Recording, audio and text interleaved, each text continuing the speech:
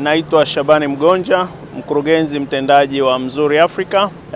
Tunashiriki kongamano la kwanza la kilimo endelevu kufanyika katika bara la Afrika ambalo limeandaliwa na shirika la chakula na kilimo duniani FAO.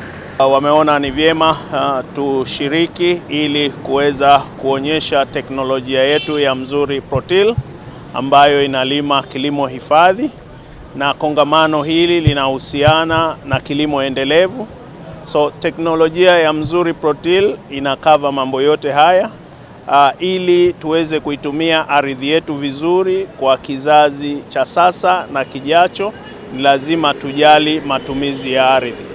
Tutakuwepo kwa siku 3 kuanzia tarehe 3 hadi tarehe 6 mwezi wa pili. Karibuni, tutadisplay mashine yetu ya Mzuri Protil T3 na teknolojia hii katika bara hili la Afrika. Makao yake makuu yapo hapa Tanzania kule mkoa wa Pwani katika kijiji cha Kwazoka Vigwaza. Tunajivunia kwa mara ya kwanza kongamano hili kufanyika katika bara la Afrika na ushiriki wetu ambao tutapokea nchi mbalimbali kutoka Afrika. Zimealikwa nchi 54 kutoka bara la Afrika. Watakuwepo wakurugenzi wa zana za kilimo kutoka nchi zote 54 za Afrika, na baadhi ya mawaziri wa kilimo watahudhuria pia. Na vile tunajisikia fahari, mkurugenzi wa Mzuri World Marek Rujnyak atajumuika nasi katika kongamano hili.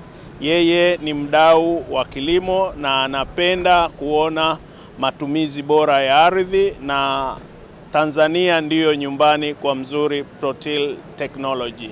Jina la Kiswahili, na Mzuri amerudi nyumbani na nyumbani ni Tanzania. Hello Tanzania, hello Africa. We are an exhibition in Hanover Agritechnica. I'm an owner of Mzuri. My name is Marek Rujnyak.